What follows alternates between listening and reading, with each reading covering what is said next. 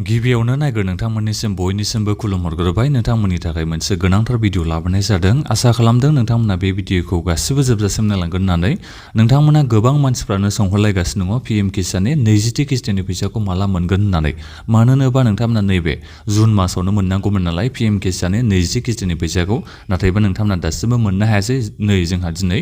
जुलाइनि 1 तारिख जालायलांबाय दा अब्ला नोंथांमोना माब्लाथो मोननो हागोन पीएम किसाननि 20थि किस्तिनि फैसाखौलाय होननानै नोंथांमोना गोबांनो मिथिनानै मोननो लुबैदों आरो दा बेनिखायनो आं नोंथांमोननिसिम बे भिडिअनि गेजेरजों खोन्थाहरगोन नोंथांमोना पीएम किसाननि 20थि किस्तिनि फैसाखौ माब्ला मोननो थांगासिनो दङ आरो मानि थाखाय लेट जादों बे बाराव पीएम किसाननि फैसा सोनाया बेखौबो नोंथांमोना बे भिडिअनि गेजेरजों मिथिनो हागोन दा बेनिखायनो नोंथांमोना बे भिडिअखौल' गासिबो आबुङै जोबजासिम नायलांबानो जाबाय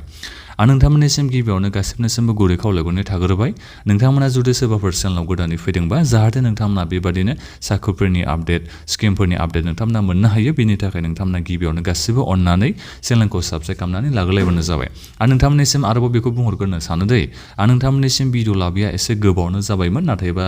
गोबाव जानायजों खोथा गैला दिनैनिफ्राय नोंथांमोना भिडिअ मोनबाय थानो हासिगोन दै आं दानिया नोंथांमोननिसिम खोन्थाहरनोसै पीएम किसाननि 20थि किस्तिनि फैसाखौ नोंथांमोना मानो दिनैसिमबो मोननो हायाखै नोंथांमोना जुन मासनि गेजेराव मोननांगौमोन जुननि लास्ट उइकआव नोंथांमोना मोननांगौमोन नाथायबा मोनासै दा साननैसोनि गेजेराव नोंथांमोना मोनगोना जोबोद आसा खम जुलाइनि दिनै 1 तारिख जाबाय नालाय दा नोंथांमोना 10 तारिखहासिमहालागै माने पीएम किसाननि 20थि किस्तिनि फैसाखौ मोनगोना जोबोद आसा खम मानो होनोबा जोंनि भारतनि प्राइम मिनिस्टार नरेन्द्र मदि बिथाङा गाबोननिफ्राय 8 तारिखसिम फरेन भिजिटआव थांगासिनो दङ गासै मोनबा कान्ट्रिखौ बिथाङा भिजिट खालामहैगोन दा अब्ला 8 तारिखसिम बिथाङा फरेन कान्ट्रियावनो थाहैखासिगोन दा अब्ला नोंथांमोनाथ' मिथिखागौ पीएम किसाननि बे फैसाखौ नरेन्द्र मदि बिथाङासो सोनानै हरो बिथाङा मिटिं बायदिसिना खालामनानैसो फैसाखौ सोयो नालाय दा अब्ला बिथाङा 8 तारिखसिम जुलाइनि 8 तारिखसिम जुदि फरेन कान्ट्रियाव थायोबा अब्ला 10 तारिखहालागैसिम नोंथांमोना मोनगोना आसा खम नोंथांमोना बिनिखायनो बेखौ आसा खालामनो हायो पीएम किसाननि 20थि किस्तिनि फैसाखौ जुलाइनि नोंथांमोना 15 तारिखनि गेजेराव मोननो हागौ दै 15 तारिखहालागै नोंथांमोना मोननायनि चान्सआ एसे गोबांथार बायदि आं बेखौ बुंदों आरो माने जोंहा समावबो जाहैखाबाय नालाय आरो 15 तारिखनि एसे ओरैजाय बारबावोबा जुलाइनि 15 तारिखनि इथिं थाङोबा आरोबाव बेयो जोबोद लेट जाहैगोन आरो दा बेनिखायनो जिखियानो जाया मानो नोंथांमोना जुलाइनि 15 तारिखसिम पीएम किसाननि नैबे 20थि किस्तिनि फैसाखौ मोननो हागोन होननानै बेखौ सानना लाबानो जाबाय नोंथांमोना बेखौ जोबोद आसा खालामदोंमोन आरो माइ गायनाय बे फुनाय दुहुम समाव नोंथांमोना बे 2000 फैसाखौ मोनोबा जोबोद मदद जागौमोन बेबायदि नोंथांमोना गोबांनो सानलायदोंमोन आरो नाथायबा जिखियानो जाया मानो नोंथांमोननि बे गायनाय फुनाय दुहुमनि समावनो नोंथांमोना मोननो हासिगोन पीएम किसाननि 20थि किस्तिनि फैसाखौ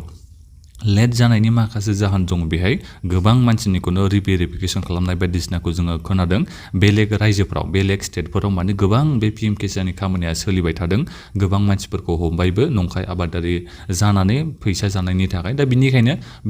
बेलेग स्टेटआव बायदिसिना पीएम किसाननि नामाव बायदिसिना बे इनकुवेरि सोलिबाय थानायनि थाखायनो माने पीएम किसाननि नैबे 20थि किस्तिनि फैसा सोनाया एसे लेट जादों दै दा बेखौनो आं नोंथांमोननिसिम हरनाय जायो मानो होनोबा जोंनि बे स्टेट मोनसेनिखौल' बेबादि सोआ नालाय गासिबो स्टेटनिखौ खेबसेनो सोना हरो नालाय बे जोंहा पीएम किसाना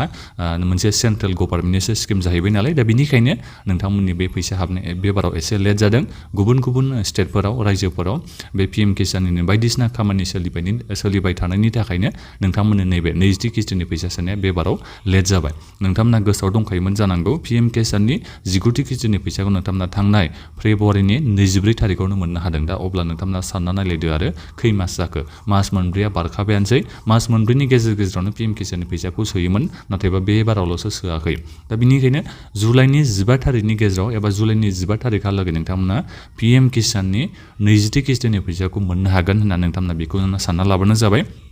आरो बिनिफ्राय आं नोंथांमोननिसिम बे बाथ्राखौ खोन्थाहरबावनो सानदों मानि थाखाय नोंथांमोना थाब आसा खालामनो नाङा होननायनि गुबै बाथ्राया बेनो जाहैबाय नोंथांमोना PFMSआव फैनानै चेक खालामनो हायो नोंथाङा पीएम किसाननि 20थि किस्तिनि फैसाखौ मोननो थांगोन ना थाङाखै बेखौ नोंथांमोना फैसा सोनायनि सिगाङावनो बेखौ नायनो हायो दा नोंथांमोना नायनो हागोन नैबे जाहैबाय 19थि किस्तिनि फैसा बिनिफ्राय बिनि गासिबो डिटेल्सआ दङ मा समाव माला एप्रुभेल खालामनाय एजेन्सिया बिनि फुरा डेट होनाय थायो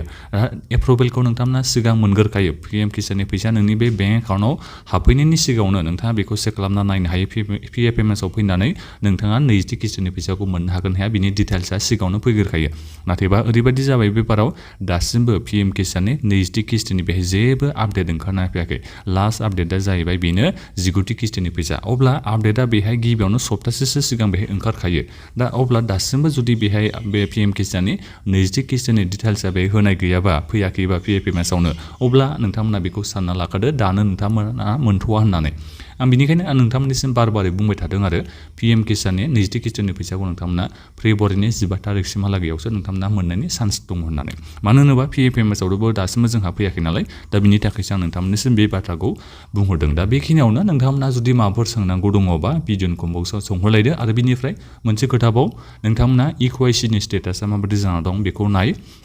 नोंथांमोना जानो हागौ सिगाङावनो इक्वेसिखौ खालामना लाबाय होननानै नाथायबा नोंथांमोना चेक खालामना नायफिन इक्वेसिया नोंनिया जुदि होफिननांगौबा जाहाथे नोंथांमोना थाबैनो होनानै लायो मानो होनोबा इक्वेसिया नोंनिया बे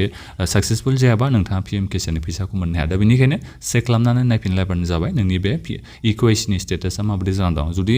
साक्सेसफुल जानानै दंखायोबा जेबो प्रब्लेम गैया नोंथांमोना माने पिएम किसाननि फैसाखौ मोननो हाखागोनखा दा बेखिनियानोमोन बे भिडिअखौ नोंथांमोना शेयार खालामलायबानो जाबाय आरो चेनेलाव नोंथांमोना गासिबो आपडेट थालायबाय थाबानो जाबाय मानो होनोबा जोंहा गोबांथार स्किमफोरनि आपडेट ओंखारना फैदों आं बिनि बागै नोंथांमोननिसिम सानफायै सानफा माने लासै भिडिअखौ आं नोंथांमोननिसिम हरगासिनो दङ चेनेलखौबो साबस्क्राइब खालामनानै लाखाबानो जाबाय दा बेखिनियानोमोन गोजोन्थों